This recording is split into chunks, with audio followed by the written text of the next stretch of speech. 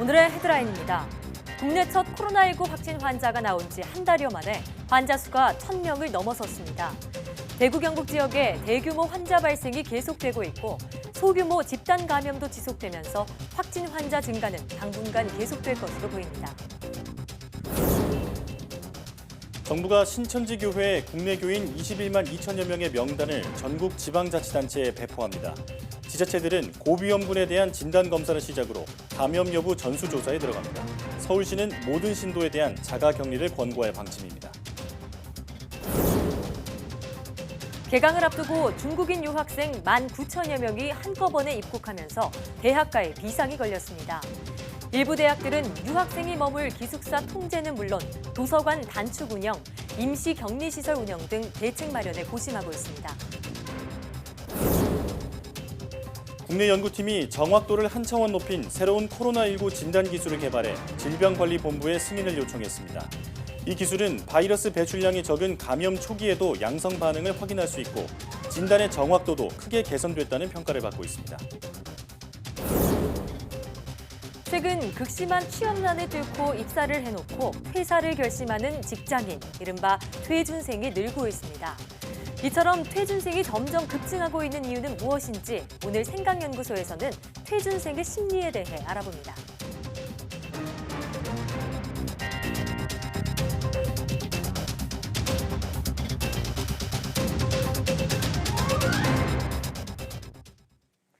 여러분 안녕하십니까? 사이언스 투데이입니다. 지난달 국내 첫 코로나19 확진 환자가 나온 지 한 달여 만에 환자 수가 1,000명을 넘어섰습니다. 대구 경북의 신천지 교회와 병원을 중심으로 지역사회에 대규모 감염이 계속되고 있습니다. 김태민 기자의 보도입니다. 국내 첫 코로나19 환자는 지난달 20일 발생했습니다. 30대 중국인 여성 관광객이 입국검역에서 걸린 뒤 바이러스 검사에서 확진 판정을 받으면서입니다. 일주일 사이 확진 환자는 4명으로 늘어났습니다. 모두 발원지인 중국 우한을 다녀온 사람들이었습니다. 이후 기존 확진자와 접촉했거나 일본, 싱가포르 등 외국에 다녀온 뒤 확진 판정을 받은 사례도 나왔지만 환자 수는 한 달 동안 안정세를 띄었습니다. 상황이 급반전된 건 지난 18일 대구의 61살 여성이 31번 환자로 분류되면서입니다. 31번째 환자분께서는 본인은 그 해외를 다녀오지 않으셨고 또 증상이 이제 상당히 경증이다 보니까 이 코로나19의 가능성이 높다라고 보진 않으셨던 것 같습니다. 이 60대 여성이 예배를 본 신천지 대구교회의 교인들을 중심으로 대규모 감염이 일어나 일주일 사이 확진 환자가 폭증했습니다. 여기에 다음 날인 19일 신천지 교인들이 대거 장례식장에 방문한 것으로 알려진 경북 청도 대남병원에서는 첫 사망자까지 발생했습니다. 이후 대구와 경북 지역을 중심으로 지역사회 감염이 본격화하면서 감염 경로 추적은 사실상 힘들어졌습니다. 감염병 위기경보가 뒤늦게 심각으로 격상돼 정부가 총력 대응에 나서곤 있지만 환자 수는 1,000명을 넘어섰습니다. 환자 수로만 보면 중국에 이어 세계 두 번째입니다. 정부는 추가 환자와 더불어 기존 환자에 대한 치료 역량 강화에 온 힘을 쏟는다는 방침이지만 사태가 진정 국면에 접어들기까진 갈 길이 멀어 보입니다. YTN 김태민입니다.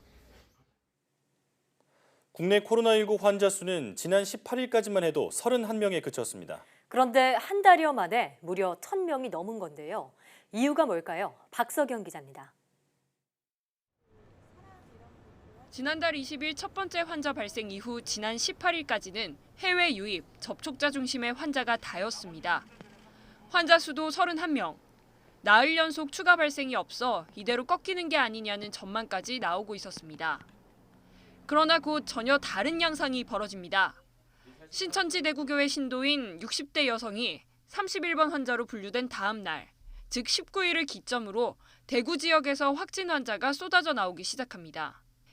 일주일 만에 500명 가까운 환자가 확인됐습니다. 청도 대남병원에서도 확진자가 대거 발생했습니다. 이 때문에 신천지 대구교회 신도들이 대남병원 장례식장을 다녀와 문제가 된 게 아니냐는 의혹도 제기됐습니다. 확실한 건 31번 확진자가 지난 9일과 16일 두 차례 신천지 대구교회를 방문했고 같은 날 예배에 참여한 신도나 관련 접촉자 가운데 잇따라 확진자가 나오면서 지역 전파가 시작됐다는 점입니다. 신천지 교회에 신도 중에서 2월 7일에서 10일 사이에 발생한 환자가 한 5명, 6명 정도가 있습니다.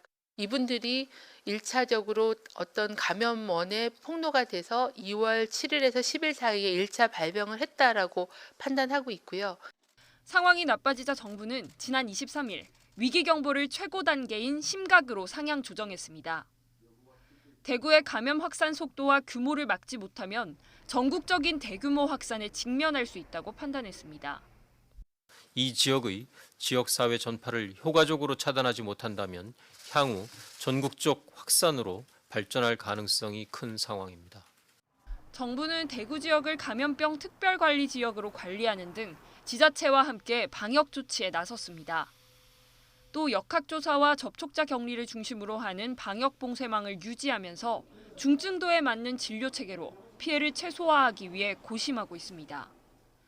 YTN 박서경입니다. 코로나19 국내 확진자가 1,000명을 넘어서면서 정부의 방역은 감염원 유입 차단보단 환자의 조기 발견과 치료 쪽으로 무게가 실리고 있습니다. 문제는 의료 역량이 이를 받쳐줄 수 있을지입니다. 이형원 기자입니다. 1,000명 자체의 의미는 크지 않을 수 있다. 코로나19 감염 환자의 가파른 증가세에 정부가 보인 반응입니다. 확진자 발생을 막는 건 사실상 힘들다는 전제로 감염원 유입 차단보단 환자 조기 발견과 치료에 중점을 두겠다는 겁니다. 해외에서 유입되는 거를 차단하는 것보다는 지역 내의 감염에 더 집중해서 방역을 하는 게 필요한 상황입니다. 검역에 대한 조치보다는 국내 감염 관리와 국내 고위험군 관리 쪽으로. 지역사회 감염이 심각한 대구에서만 조사 대상이 3만 7천여 명에 달합니다.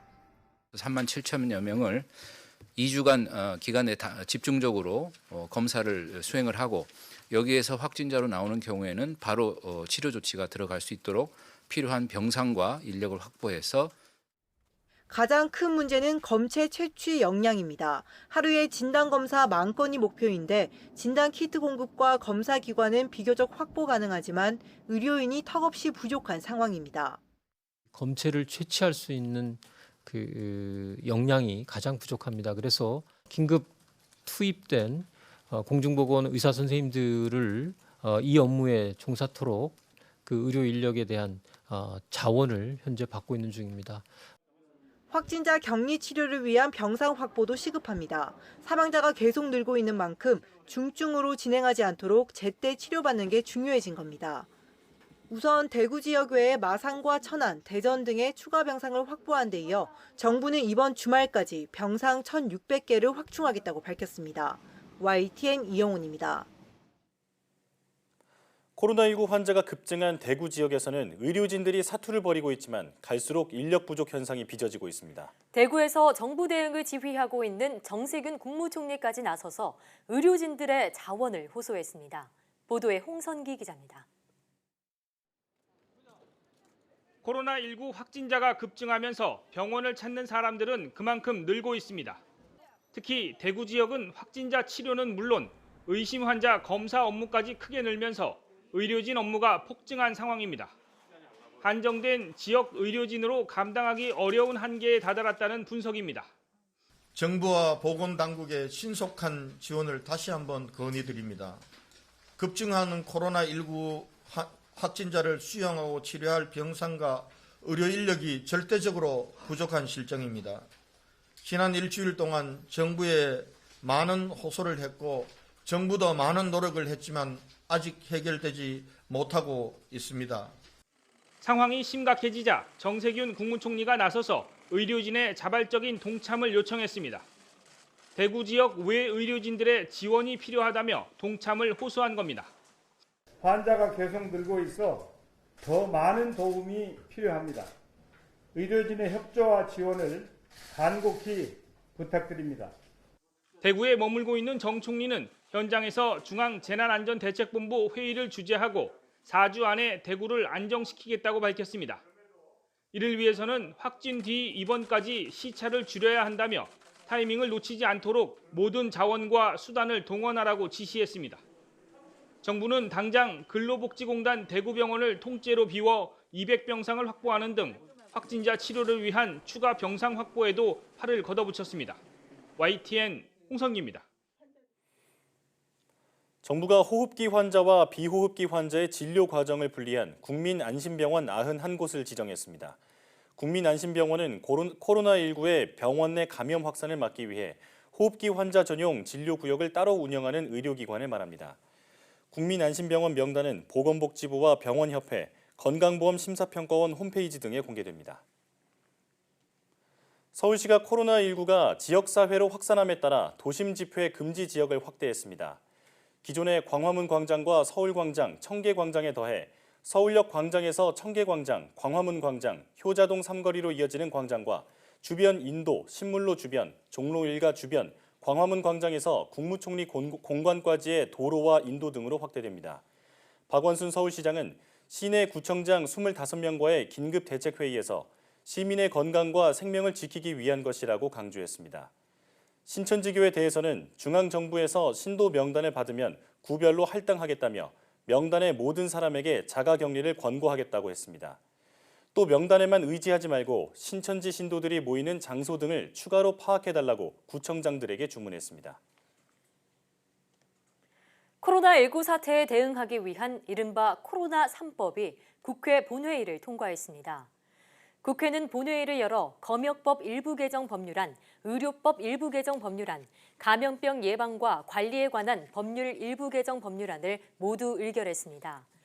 검역법 개정안은 입국 금지 강화 조치와 함께 집단 발병이 발생한 조직이나 기관을 검사나 치료 등 강제 처분 대상에 넣도록 하는 내용을 골자로 합니다. 의료법 개정안은 의료기관 내 감염 감시 체계를 새로 마련해 국가적 대응 체계를 강화하도록 했습니다.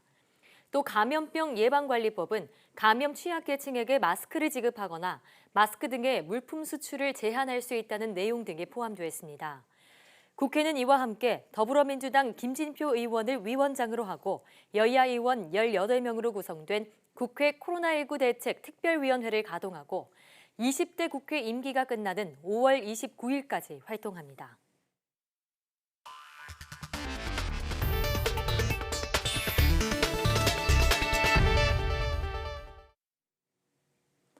일회용 마스크 생산량의 절반이 농협과 우체국 등 공적 판매처에 의무적으로 공급됩니다. 김용범 기획재정부 1차관은 정부 서울청사에서 마스크 수급 안정 추가 조치 태스크포스 회의를 열고 마스크의 수출 제한과 공적 판매를 시행했다고 밝혔습니다. 김 차관은 이번 조치로 하루 마스크 생산량인 1,200만 장 가운데 90%가 국내 시장에 공급되고 50%는 공적 물량으로 확보돼 농협과 우체국, 약국, 편의점에서 판매된다고 설명했습니다. 이에 따라 하루 평균 600만 장의 마스크가 농협과 우체국 등을 통해 공급될 전망입니다. 정부는 공적 확보 물량을 대구 경북 지역과 저소득층 등 공급이 원활하지 못한 곳부터 집중적으로 공급하겠다고 강조했습니다. 또 많은 국민이 마스크를 구매할 수 있도록 공적 확보 물량은 1인당 구매 가능한 수량을 제한할 예정입니다. 정부가 또 다른 공적 판매처로 지정한 홈쇼핑 채널 공영쇼핑이 마진 없이 판매하는 마스크 200만 장을 추가로 확보했습니다. 공영쇼핑은 서울 상암동에서 마스크를 공급하기로 한 화진산업과 CN투스 성진 등과 함께 코로나19 위기 극복을 위한 자발적 상생 협약식을 열었습니다. 현재 공영쇼핑에는 화진산업과 CN투스 성진을 포함해 기업 10곳이 마스크를 공급하고 있습니다. 공영쇼핑은 품절 대란이 일어난 마스크와 손소독제의 수급 안정을 통해 지난 17일부터 마스크는 한 개당 1,000원 이하, 손소독제는 개당 7,000원대에 판매하고 있습니다. 또 인터넷에 익숙하지 않은 연령층도 구매할 수 있도록 모든 판매는 게릴라 방송에서 상담원 전화와 ARS 주문 전화로만 진행됩니다. 코로나19 여파로 전국 어린이집도 3월 8일까지 전면 휴원에 들어갑니다. 중앙재난안전대책본부는 브리핑을 통해 이같이 밝히고 맞벌이 부부 등 불가피한 가정을 위해 당번 교사를 배치해 긴급 보육을 실시할 방침이라고 강조했습니다. 중대본은 영유아 감염을 예방하고 이동 감염을 최소화하기 위한 조치라고 설명했습니다. 현재 전국 어린이집의 75% 정도는 휴원한 상태지만 필요한 경우 긴급 보육을 실시하고 있습니다. 코로나19 확산에 사무실과 생산 현장이 폐쇄되는 사례가 잇따르면서 기업들도 초비상입니다. 용산 LS타워가 폐쇄돼 전 직원이 재택근무에 들어갔고 SK도 필수 인력을 제외한 모든 직원을 집에서 근무하도록 했습니다. 보도에 이지은 기자입니다. 코로나19 확진자가 발생한 서울 용산 LS타워입니다. 굳게 닫힌 문에는 임시 폐쇄 안내문이 붙었습니다. 이 건물에서 일하는 LS 계열사와 입주사 직원 4,000명은 모두 일주일에서 2주일 동안 재택근무에 들어갔습니다. 홍보 업무를 담당하는 이 직원은 집에서 쉴 틈 없이 노트북으로 일하면서 아이들도 돌보고 있습니다.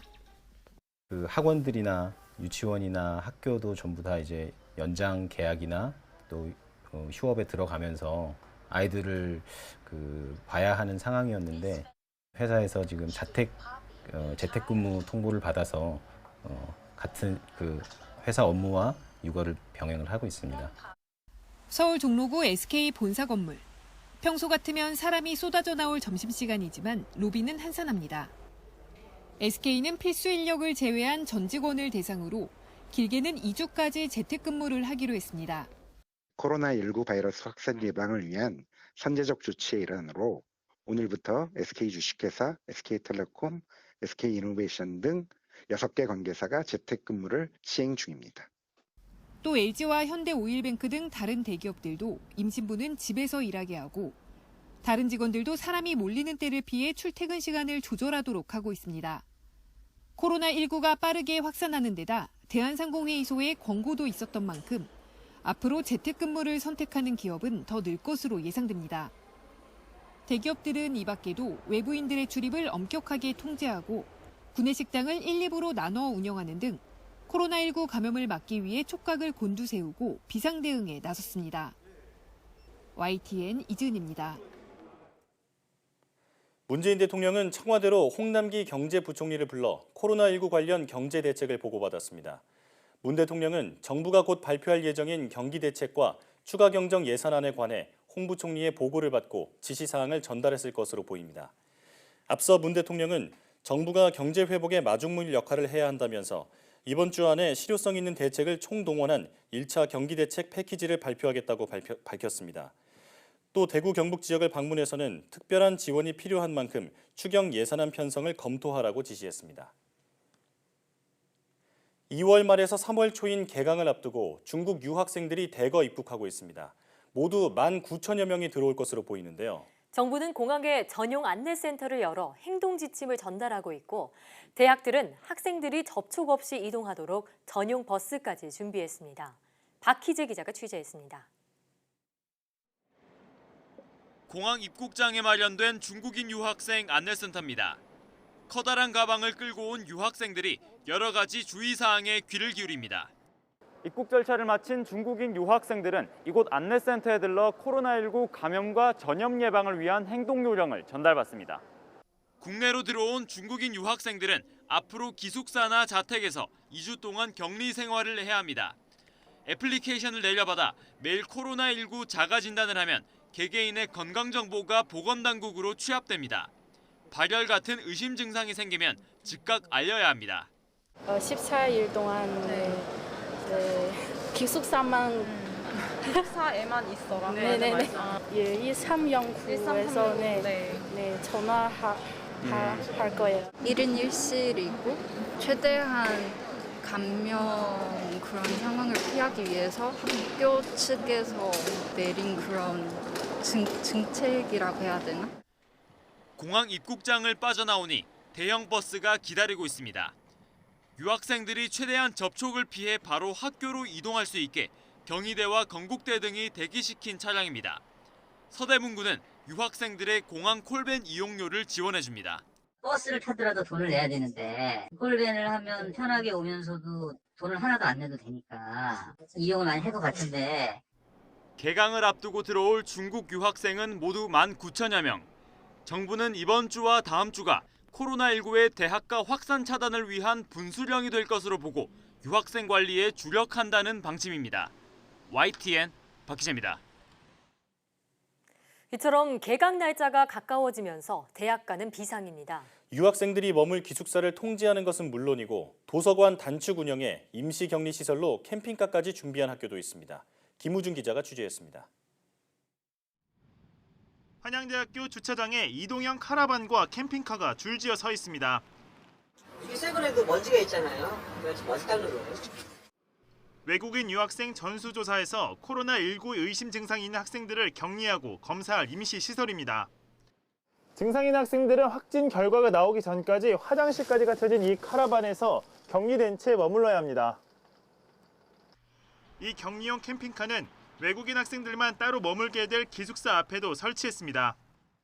선별진료소에서 예를 들어 보다가 여기 의심 증상이 됐을 때 어디를 가지 말고 바로 이용할 수 있어요. 중국인 유학생이 3,800여 명으로 국내 대학 가운데 가장 많은 경희대학교는 더욱 긴장하고 있습니다. 기숙사 입구마다 열화상 카메라를 설치했고 입소하는 학생은 반드시 출입국 증명서를 내도록 했습니다. 또 외부인 출입을 막기 위해 배달 음식 주문도 전면 금지했습니다. 코로나19 사태 때문에 조심하는 그런 모습이 많이 보였습니다. 사람 자체가 많이 없고 가게들도 일찍 문을 닫더라고요. 24시간 불을 밝혔던 서울대학교 중앙도서관은 30년 만에 단축 운영에 들어갔고 연세대학교는 셀프 졸업식을 한 학생들에게 제공하던 학위복 대여 서비스를 전면 중단했습니다. 그리고 사람이 또 많이 몰리게 되는 스포츠센터나 수영장 같은 경우에는 휴관을 하고 있습니다. 이와 함께 전국 대부분 대학이 개강을 2주에서 4주까지 연기합니다. YTN 김우진입니다. 세계적인 투자은행 JP모건이 한국의 코로나19 확산세가 다음 달 20일 정점을 찍을 것이라는 전망을 내놓았습니다. 감염자가 최대 10,000명에 달할 수 있다며 코로나 사태 여파로 올해 한국의 경제 성장률에 하방 위험이 커졌다고 분석했습니다. 보도에 조수현 기자입니다. 한국의 코로나19 사태는 아직 정점에 도달하지 않았다. 미국 투자은행인 JP모건이 자사보험팀의 역학 모델을 토대로 내놓은 분석입니다. 한국 상황이 다음 달 20일쯤 정점을 찍어 감염자 수가 최대 10,000명에 이를 수 있다고 전망했습니다. 이는 대구 시민 240만 명 중 3%가 바이러스에 노출됐고 중국과 비슷한 양상으로 2차 감염이 일어난다는 가정에 근거를 둔 결과입니다. 이와 함께 JP모건은 갑작스러운 감염자 증가로 한국 경제 성장률의 하방 리스크가 커졌다고 진단했습니다. 앞선 보고서에서는 올해 한국 경제 성장률이 2.3%에서 2.2%로 소폭 떨어질 것으로 예상했는데 이보다 더 하향 조정될 가능성을 내비친 겁니다. JP모건은 이번 보고서에서 한국은행이 내일 금융통화위원회에서 기준금리를 0.25%포인트 내려 역대 최저인 1.00%가 될 것으로 전망했습니다. 아울러 코로나19 사태로 인한 주식시장 움직임이 2015년 메르스 때와 유사한 흐름을 보이고 있다고 분석했습니다. 메르스 때처럼 시장 회복 기간이 석 달 넘게 이어질 수 있다는 건데 바이러스 확산이 종식됐다는 분명한 신호가 나올 때까지는 추가 변동성이 있을 것으로 관측했습니다. YTN 조수현입니다.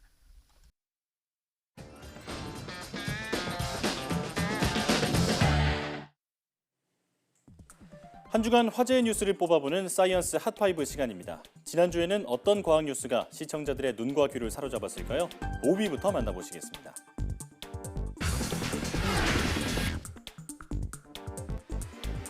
지난주 국내 과학계에 낭보가 전해졌습니다. 바로 세계 최초의 대기 환경 감시 위성 천리안 2B호가 성공적으로 발사됐다는 소식인데요. 한반도와 주변 나라의 미세먼지 이동을 관측하고 녹조와 적조 감시 활동을 벌이게 될 천리안 2B호. 특히 천리안 2B호가 국내 기술로 개발됐다는 점에서 한층 높아진 한국 위성 기술의 수준을 확인할 수 있었습니다.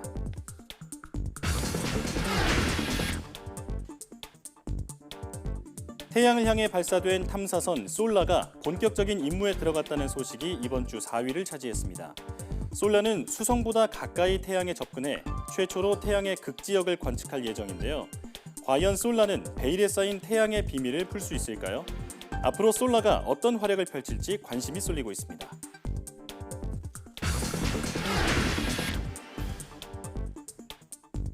코로나19 확산 기세가 무섭습니다. 대구 경북 지역에서 환자가 급격하게 늘면서 격리병상 부족 우려가 현실이 됐는데요. 의료 공백 때문에 더 큰 혼란이 생기진 않을지 불안감이 커지고 있습니다.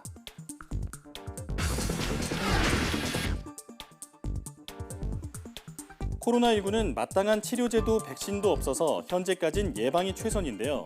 이런 가운데 에이즈 치료제가 일부 코로나19 환자들에게 효과를 보이면서 대안으로 주목받고 있습니다. 백신이나 치료제 개발에 적어도 수년이 걸리는 만큼 당분간은 코로나19를 잡기 위해 기존 치료제를 활용하려는 시도가 이어질 것으로 보입니다.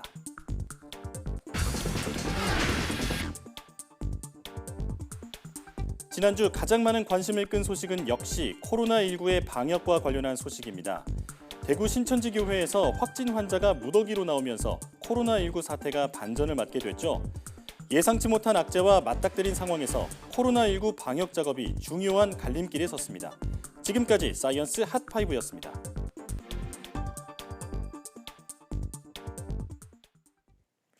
코로나19를 막기 위해 따뜻한 물을 마시면 좋다. 콧물이 나면 코로나19가 아니다. 자, 이런 글들이 SNS 등을 통해 퍼지고 있는데요. 과연 사실일까요? 전문가들에게 확인했습니다. 김대겸 기자입니다.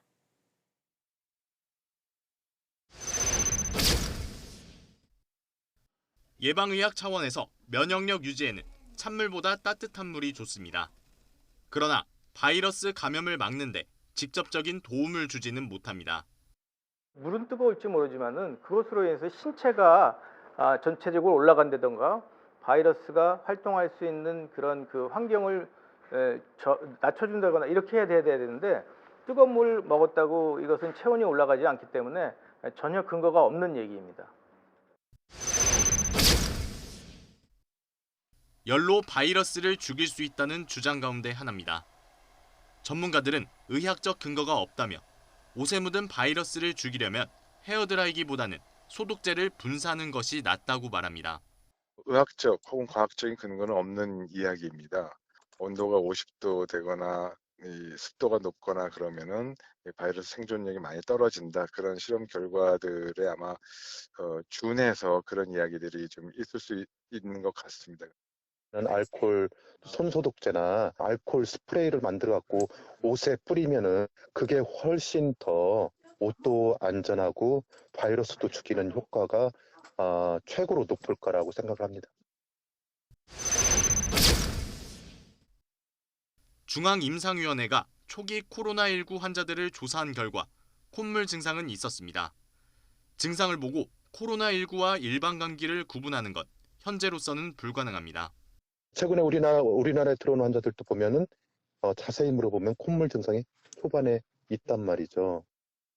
감기하고 코로나는 지금 현재 명확하게 증상으로 구분을 할 수가 없는 그런 상황입니다. YTN 김대겸입니다.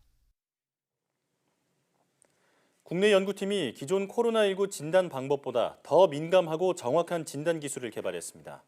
한국화학연구원은 바이러스 감염 초기라도 감염 여부를 6시간 안에 판별할 수 있는 분자 진단 기술을 개발했다고 밝혔습니다.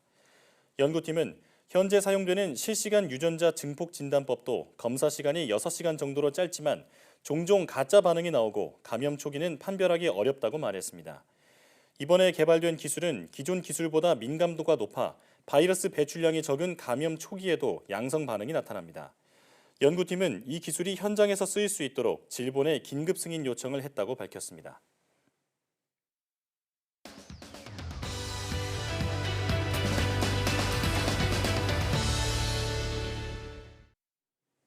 직장인이라면 한 번쯤은 퇴사를 꿈꾸지만 실천에 옮기기는 현실적으로 힘들죠. 그런데 최근엔 자발적으로 퇴사를 결정하는 사람들이 늘고 있다고 합니다. 오늘 생각연구소에서는 밀레니얼 세대의 퇴준생 심리에 대해 알아보도록 하겠습니다. 연세대학교 심리학과 이동기 교수와 함께합니다. 어서 오세요. 네, 어서 오세요. 안녕하십니까. 교수님, 요즘 어렵게 입사를 했는데도 네. 1, 2년 만에 퇴사를 결심하는 사람들이 늘고 있다고 들었습니다. 이들을 퇴준생이라고 부르고 있는데 이런 밀레니얼 세대에서 퇴준생들이 늘고 있는 이유, 이 상황을 어떻게 보고 계신가요? 네, 일단 퇴준생이란 말이 좀 생소할 수 있는데요. 네. 취준생은 아시죠? 네. 취업준비생이잖아요. 그러니까 퇴사준비생 이렇게 이해를 하면 되겠습니다. 네. 사실 그 벼룩시장 부인구직이 조사를 해봤어요. 20대 이상 직장인 884명을 대상으로 설문조사를 했는데요. 입사 후 1년 이내에 퇴사했다고 응답한 사람이 27.6%였고요. 1년 내요. 네, 그리고 이제 1년에서 2년 사이에 퇴사한 분은 26.5%, 그리고 2년부터 3년 사이는 19.2%, 그 다음에 5년까지는 11.9%로 나타났습니다. 네. 그러니까 그 말은 직장인 2명 중에 1명은 적어도 입사 후 2년 이내에 퇴사를 했다는 얘기죠. 굉장히 수치가 높은데요. 네네. 절반 이상은 1, 2년 이내에 퇴사를 결정했다는 건데 네네. 사실 앞서도 얘기했지만 정말 우리가 취업난이 극심하잖아요. 네네. 힘들게 취업을 성공했는데 1, 2년 안에 이렇게 퇴사를 결정하는 심리는 어디서 찾을 수 있을까요? 그래서 여러 가지 생각을 해봤는데 저희가 몇 가지 생각을 해봤어요. 그래서 몇 가지 사례를 화면으로 준비를 했거든요. 네. 그래서 첫 번째부터 하나씩 보도록 하죠. 첫 번째 사례 보여주세요. 네, 보시면은 이게 회사가 바쁘면 야근도 하고 주말 출근도 해야지, 이게 보통 이제 옛날의 얘기들이잖아요. 네. 그러니까 어떻게 되냐면은 쉴 틈을 주지 않고 직장 다니다 보니까 너무 건강까지 악화되고 과로하고 이런 거를 잘 못 참아내는 경우가 있습니다. 요즘은 물론 이제 52시간, 주 52시간 근무적으로 하지만 그래도 야근이라든지 뭐 이런 것들 되게 힘들어하는 분들이 있고요. 특히 이런 분들은 워라밸이 되게 중요하죠. 네. 워크 앤 라이프 밸런스라고 하잖아요. 그리고 또 평생 직장인 개념이 요즘은 좀 희미해진 것 같아요. 그렇죠. 오히려 어떤 직업군은 있지만 꼭 이 직장이 내 인생 평생까지 책임져 준다는 느낌은 없잖아요. 그래서 이제 혹시 만약에 이런 직장에서 장기 어떤 정시 퇴근이나 또는 연월차 휴가 기본 권리가 혹시 잘 안 지켜진다 그러면 미련 없이 바로 퇴사한다고 합니다. 예. 네. 또 다른 사례도 있죠. 네, 두 번째 거 보시죠. 저건 상당한데 시키면 시키는 대로 해. 어떻습니까? 거의 상명하복이네요. 네네, 그렇죠. 상당히 위계적이고 수직적인 조직 문화라고 할 수 있는데 이런 예. 것들에 대해서 불만인 경우가 많다고 합니다. 예. 특히 이제 뭐 권위적인 상사의 말에다가 잘못해서 토라도 달면 어떻게 됩니까? 뭔가 불이익을 당하고 이렇게 되면 회사에 계속 있고 싶은 생각이 안 들잖아요. 그렇죠. 그래서 이제 특히 뭐 갑질 상사, 그다음에 또 때에 따라서는 갑질 고객도 있다고 해요. 그래서 갑질 이제 고객이요. 자기 어떤 그 직장 내 또는 직장 내외 인간관계 때문에 힘들어질 때 그때 퇴사를 생각한다는 거죠. 그때 주저하지 않고 퇴사하는 사람이 많다고 합니다. 예. 네, 세 번째 건 보시죠. 내가 하고 싶은 일을 할 거야. 네, 이건 조금 더 이제 긍정적이고 자기 결정성을 담고 있는 건데요.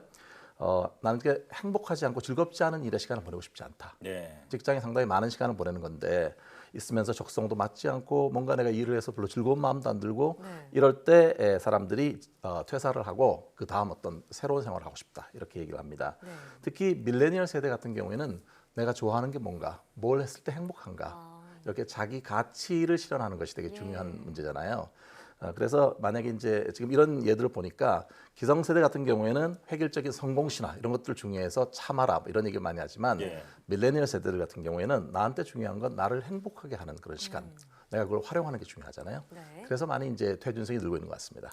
저도 이 직장 생활에 대해서 부모님과 얘기를 나눠보면 네. 저와 생각이 정말 많이 다르구나라는 네. 것을 많이 느낄 때가 있어요. 예. 네, 그럴 때면 정말 세대가 다르구나 하는 걸 실감하곤 하는데 예전엔 피할 수 없으면 즐겨라라는 말이 네. 있었다면 저희 세대에 요즘엔 많이 있었죠. 네, 즐길 수 없으면 피하라라는 말이 반대 아닌가요? 네, 네. 즐길 수 없으면 피하라는 말이 있다고 하는데 재밌네요. 이런 사회적 분위기가 퇴준생을 점점 늘게 하고 있는 것 같습니다. 그런 요인이 되고 있는 것 같은데 어떻게 보고 계신가요? 네, 이게 상당히 재미있는 얘기죠. 소위 이제 기성세대, 지금 이제 베이비붐 세대라고 얘기하는 세대들은 네. 지금 말씀하신 것처럼 피할 수 없으면 즐겨라. 근데 이제 즐기려면 뭡니까? 왜 즐겼냐면은 그 시대는 높이 올라가고 자기 야망을 실현하고 성공하는 게 중요한 가치였어요. 그러니까 더 높이 올라가고 싶어서 사표를 꾹 참는 그런 세대였다고 하면은 그 다음에 오는 세대가 X세대라고 있는데요. X세대는 재밌는 얘기였어요. 피할 수 없으면 견뎌라. 즐겨라 대신에 이제 견뎌라. 왜냐하면 더 오래오래 직장 생활하는 것이 중요하다. 그래서 자기 마음을 삭히면서 직장에 남아 있는 거죠. 그런데 그 다음 세대인 밀레니얼 세대에서는 아까 말씀하신 것처럼 즐길 수 없으면 피하라. 이게 이제 상당히 이제 기성세대 반대인데 맨 처음에 이제 기성세대를 더 높이가 중요하다면은 두 번째 X세대는 더 멀리, 더 오래 이게 중요하잖아요. 세 번째 밀레니얼 세대는 더 빨리입니다. 딱 봐서 이게 아닌 것 같으면 빨리 접고 다른 곳으로 가라. 이런 것이 이제 중요한 거죠. 그래서 퇴사를 생각한다고 합니다. 그렇군요. 그래서일까요? SNS를 검색해 보면 퇴사 축하 파티라는 해시태그를 간 그런 게시물들도 꽤 많고요. 유튜브에도 뭐 퇴사 후 떠난 여행 아니면 퇴사 1분 전 이런 순간을 담은 그런 관련 영상들도 꽤 많다고 합니다. 자, 그런데 이런 게시물에 재밌는 게 응원과 함께 부럽다 이런 마음을 드러낸 댓글들이 많은데요. 이제는 퇴사를 포기가 아니라 용기로 보고 있는 것 같아요. 네, 이게 상당히 큰 변화라고 생각되는데 예전에는 이제 퇴사를 할 때 어떻습니까? 여러 가지 신경 쓸 게 많잖아요. 그러니까 뭐 혹시 내가 퇴사함으로써 주변 사람이 힘들어하지는 않을까. 그러니까 회사에도 퇴사한다는 사실을 가장 늦게 알리려는 경향이 많았잖아요. 회사서 같은 경우도 회사도 그 사퇴할 때 그러면은 퇴사한다 그러면은 뭔가 처리를 빨리 안 해주고 괜히 그 사람에 대해서 좋지 않은 시선으로 보는 게 많이 있었는데 지금 말씀하신 것처럼 젊은 세대들 사이에서는 그러니까 사실 2015년까지도 상당히 그런 부정적인 인식이 많았다고 해요. 그러니까 퇴사하고 관련되는 부정적인 단어가 거의 62%가 있었다고 했거든요. 최근에 지금 말씀하신 그런 해시태그들을 보면은 자신의 미래를 위해서 용기를 내서 당당하게 퇴사하는 거에 대해서 뭐 퇴사 축하 파티라든지 이렇게 얘기를 하는데 그 용기를 부러워하고 응원하는 그런 사람들이 훨씬 더 많이 늘고 있는 것 같습니다. 네, 확실히 퇴사를 바라보는 시선이 요즘엔 좀 많이 달라진 것 같아요. 그런데 퇴준생들도 유형이 있다고 들었습니다. 자신이 중요하게 생각하는 가치에 따라서 달라진다고 하는데 이런 퇴준생들의 유형 어떻게 구분할 수 있을까요? 네, 이렇게 여러 가지 많은 유형이라고 볼 수는 없겠지만 크게 두 가지로 얘기를 할 수가 있는데요. 하나는 성취 지향형입니다. 지금 현재 있는 그런 직장보다 다른 직장의 연봉이라든지 복지가 더 좋다고 하면 보다 더 나은 걸 성취하기 위해서 옮기는 그런 형이 되겠죠. 그 반면에 이제 자기 개인의 행복을 되게 중요하게 여기는 일종의 이상주의형도 있는데요. 획일화된 조직 문화를 탈피해서 자신만의 삶을 추구하고 싶다. 이런 형들이 있겠습니다. 그런데 사실 이 두 유형 모두 보면 현재 있는 지금 현재 직장에 대해서는 어느 정도 불만족한다는 게 있다는 거잖아요. 그게 사실 어떤 면에서 이제 그래서 이제 옮기고 싶어 하는데 현재 뭐 취업난도 많고 쉽지 않고 그러니까 항상 자기가 원하는 그런 방식으로 옮기는 거 그게 가능할지는 때에 따라서는 의문도 있습니다.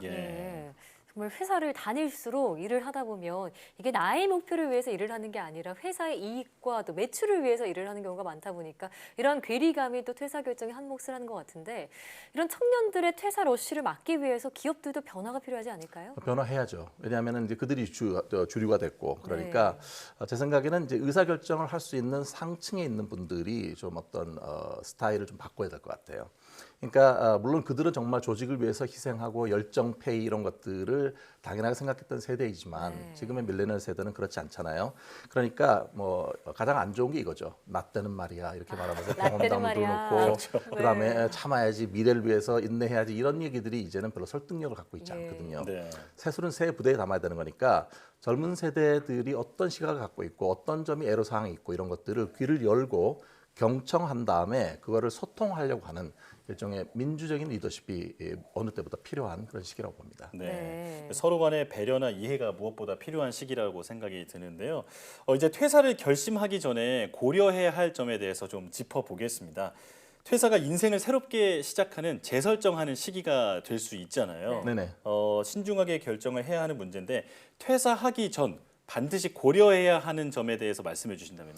이게 이제 첫 번째로 자기가 인생 동안 어떤 일을 하면 즐겁고 어떤 가치를 추구하는지에 대한 전반적인 그림이 좀 필요할 것 같아요. 단순히 이 직장을 옮기고 다음으로 간다. 근시안적인 것보다는 궁극적으로 자신의 어떤 인생의 목표를 갖고 그다음에 계획을 세우는 게 필요하겠고요.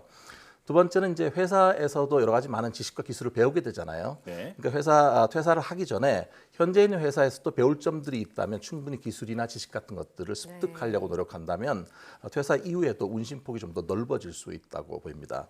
그다음에 이제 세 번째는 이제 그 퇴사를 했을 때 사실 뒷모습이 아름다워야 되는 거잖아요. 유종의 미를 거두는 게 되게 중요한데 인수인계 같은 거를 잘 해주고 그다음 사람들하고도 관계도 원만하게 갖고 있어야지만 자기 어떤 평판이라든지 이런 것들이 따라다닐 때 그게 도움이 될 수가 있겠습니다. 그러니까 제가 이제 생각할 때 가장 피하고 싶은 그런 그 퇴사 유형은 뭐냐면 충동적으로 결정하는 거예요. 그냥 딱 화가 나고 그냥 바로 그 자리에서 사직서 내는 거.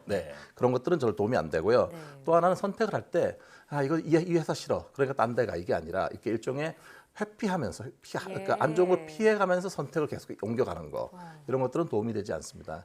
전반적인 어떤 청사진을 가지고 그 안에 지금 옮기는 것이 어떤 의미를 가지고 있는지 그다음에 그걸 통해서 내가 무엇을 갖추고 어떤 생산 능력을 갖출지 이런 것들을 함께 고민하면서 이루어진다면 인생 설계에 도움이 될 수 있습니다. 저희가 지난주 생각연구소 시간에 이 선택에는 회피하는 선택과 다가가는 선택 두 가지가 있고 전자의 경우 후회가 남을 수 있다고 배웠잖아요. 이 퇴사 결정이 혹시 어쩔 수 없이 좀 밀려서 하는 선택은 아닐지 돌이켜볼 필요도 있겠습니다. 오늘 말씀 고맙습니다.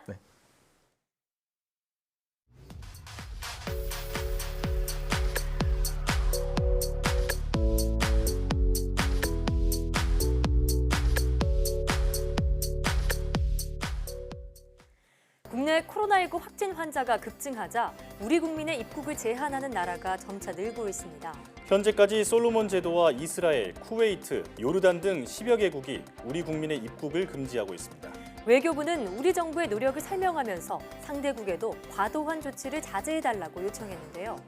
우리도 과도한 공포에 휩쓸리기보다 개인 위생에 최선을 다하고 질병이 의심되면 곧바로 신고하는 자세가 무엇보다 필요합니다. 사이언스 투데이 오늘 저희가 준비한 소식은 여기까지입니다. 함께해 주신 여러분 고맙습니다.